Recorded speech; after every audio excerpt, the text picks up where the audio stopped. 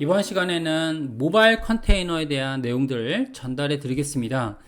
자, 물론 이전 예제를 토대로 해서 지금 알려드릴 예정이고요. 자, 그러면 모바일일 때는 어떻게 제작을 하는지 그런 것들에 대해서 한번 알아볼게요. 자, 기본적인 디자인적인 지식을 좀 알고 계셔야 되는데요.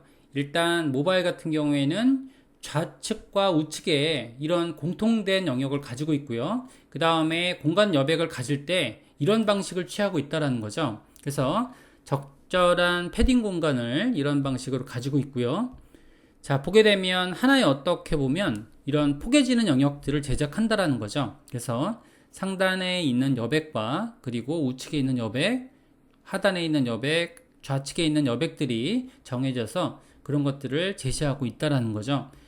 자, 굉장히 많이 쓰는 그런 기법들이 되기 때문에 이런 기능들은 반드시 알고 계셔야 되고요. 그리고 여기에서는 마진형 오토로 정렬되기보다는 좌측과 우측에 공간 여백으로 여백이 생성이 되는데 이를 우리는 거터라고 합니다. 거터를 이용해서 좌측과 우측의 공간을 잡아주는 그런 방법을 활용하고요.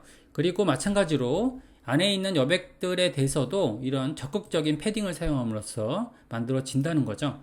자, 여기까지 해당 내용들을 지금 학습할 수가 있었고요. 자, 그러면 한번 제작을 우리가 가지고 있는 그런 레이아웃에 대해서 제작을 한번 해볼게요.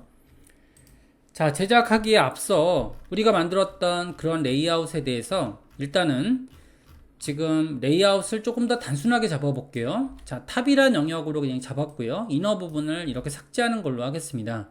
자, 이너라고 적혀져 있는 부분은 굳이 중요하지 않고요. 우리가 이제 간단하게 영역들을 잡아줄 거기 때문에 이너 영역을 모두 제거했다라고 할게요. 자, 그러면 헤더 안쪽에, 헤더 아이디 안쪽에는 탑 클래스와 메뉴 클래스가 있고요. 자, 이런 방식으로 단독으로 배치가 된 컨테이너가 있습니다. 이로써도 충분히 가능하다는 거죠. 자, 그러면 거터를 잡아주는 방법에 대해서 이제 저희가 공부할 필요가 있겠는데요. 이런 방식으로 탑에 대한 영역을 제작해 보겠습니다. 자, 일반적으로 이제 공통적인 여백을 지금 주어지게 될 때는 공통적인 패딩을 쓰는 것이 좋지만 이전에 있던 레이아웃이 있기 때문에 그대로 저희가 이걸 토대로 해서 작성을 할게요. 자, 25픽셀의 공간을 가지게 되는데요. 자, 이런 것처럼 모바일에서는 좌우 패딩을 이용한 거터 크기를 지정하는 것이 굉장히 중요합니다. 이 거터 크기는 저희가 그리드 크기를 가지는 것처럼 굉장히 중요한 수치를 가지고 있고요. 이를 토대로 해서 레이아웃의 일체감을 내는데 가장 중요한 요건이 되는 거죠. 자, 그 다음에 이제 보통 하이트를 주진 않지만 뭐 일반적인 반응형 같은 경우에는 저희가 EM 단위를 쓰거든요. EM 단위를 써서 3.125 EM이라고 작성을 하겠습니다. 자, 이는 50픽셀이 되고요. 하단에 있는 그런 보더 영역을 지정한 거죠. 이런 방식으로 지정해 놓고 그 다음에 인원은 없으니까 요거는 삭제할게요. 자, 메뉴 단계로 한번 들어가 볼게요. 자, 메뉴를 만들게 되면 여기까지 화면을 한번 볼까요? 우리가 만든 화면을 보게 되면 일단은 테스트 사이즈를 자, 모바일 디바이스로 보겠습니다. 자, 모바일 디바이스로 봤고요. 지금 이런 식으로 저는 갤럭시 S5로 보고 있는데 해당 영역을 저희가 100%로 사이징 하겠습니다. 자, 이런 식으로 보게 되면 지금 아까 전에 만들었던 전강이가 반응형을 만들었기 때문에 자, 스크롤바는 나오지 않을 거고요. 자, 영역을 보게 되면 헤더에 있는 영역이 자, 새로 고침을 했죠. 헤더에 있는 영역이 지금처럼 이렇게 탑에 대한 영역을 갖고 있는데 자, 그러면 양쪽에 있는 공간을 보게 되면 지금처럼 이렇게 자, 종합 속성을 보게 되면 이런 식으로 돼 있다는 거죠. 이렇게 25픽셀 그리고 하단에 있는 보더선 이런 식으로 만들어진 데이터를 볼 수가 있고요. 자, 메뉴 또한 한번 만들어 볼게요. 자, 메뉴에 대한 내용들도 동일한 방법으로 저희가 패딩을 지정했고요. 그리고 자, 같은 수치로 적용을 하겠습니다. 자, 이렇게 돼서 적용을 했고요. 메뉴에 대한 덩어리도 우리는 이제 간단하게 테스트하는 거니까 이렇게 만들어 볼게요. 자, 동일한 방법으로 적용이 됐습니다.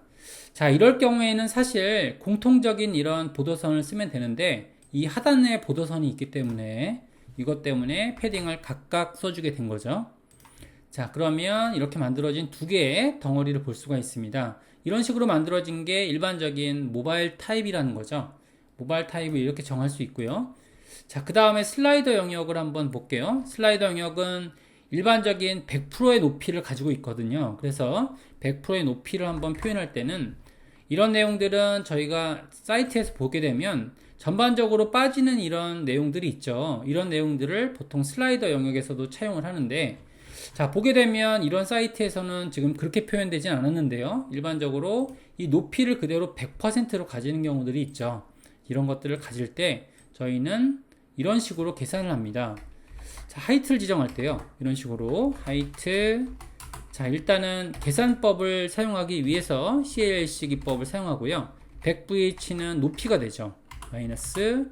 그 다음에 여기서 가지고 있는 높이는, 자, 보게 되면 이 크기와 이 크기가 있죠. 물론 보더가 있으니까 더 커졌을 것 같은데요.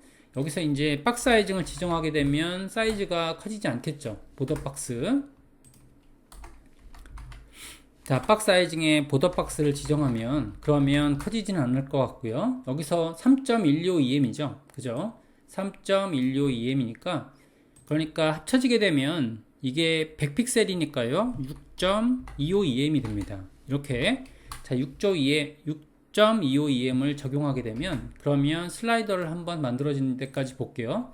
자, 그럼 어떻게 되냐면 이거 딱 100에 맞게 만들어지고요. 자, 그 다음에 여기서 제가 만약에 돌린다 하더라도 이 수치가 100%에 맞게 이런 슬라이더가 제작이 되는 거죠. 이런 것들은 굉장히 중요합니다. 실제로 제작할 때도. 자, 이렇게 돼서 만들어졌고요. 자, 그 다음에 슬라이더 부분까지 제작을 했습니다. 자, 그 다음에 이제 지금 프로덕트 영역을 한번 만들어 볼게요. 자, 프로덕트도 이런 마진형 오토 방식으로 정렬하는 것이 아니고 지금 이제 보통 패딩 방식으로 정렬하죠. 그래서 패딩을 적용할 때 자, 2.5EM 적용했고요. 그 다음에 25픽셀 이렇게 적용한 거죠. 적용하게 되면 그러면 상단에 있는 여백과 그 다음에 25픽셀 적용했고요. 자, 높이도 18.75EM 한 300픽셀 정도 지정을 하는 걸로 하겠습니다. 자, 이렇게 지정을 했고요. 그 다음에 지금 세일 같은 경우에는 백그라운드 컬러를 지금 넣을게요. 프로덕트 하이트를 지정했네요. 여기서는 하이트를 지정했고요. 그냥 이거 아무것도 안 넣는 걸로 하겠습니다. 자, 프로덕트 영역을 이런 식으로 지정해 놨고요. 한번 테스트 크기를 볼게요. 18.75EM이죠. 이런 식으로 이 크기는 지금 300픽셀입니다. 자, 1EM은 16픽셀의 크기를 가지고 있죠. 자, 이렇게 만들면 그러면 여기서 영역이 잡히는데요. 이때 지금 프로덕트 영역을 한번 보게 되면 이런 방식의 패딩 공간을 확인할 수 있습니다. 자, 종합 속성을 한번 보게 되면 이런 식으로 패딩이 감싸고 있는 타입을 볼 수가 있고요.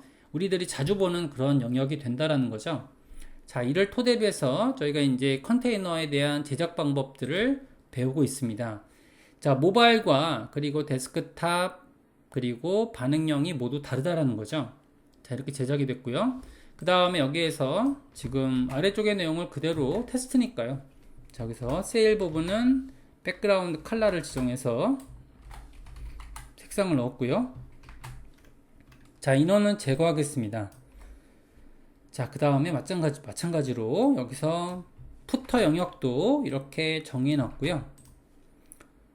그 다음에 여기서는 6.25EM 이렇게 해서 만들어 놨습니다. 자, 그러면 이거는 한 100픽셀 정도, 그리고 마찬가지로 이렇게 제작해서 간단하게 테스트하고 있습니다. 자, 여기까지 지금 처음에 시작할 때는 데스크탑에 대한 이런 컨테이너로 시작을 했고요. 두 번째로는 반응형의 컨텐츠, 세 번째로는 모바일에서의 컨테이너로 이렇게 3시간을 연작으로 해서 이렇게 강의를 해드리고 있습니다. 여기까지 해서 컨테이너에 대한 부피를 잡아주는 방법에 대해서 학습을 해봤습니다.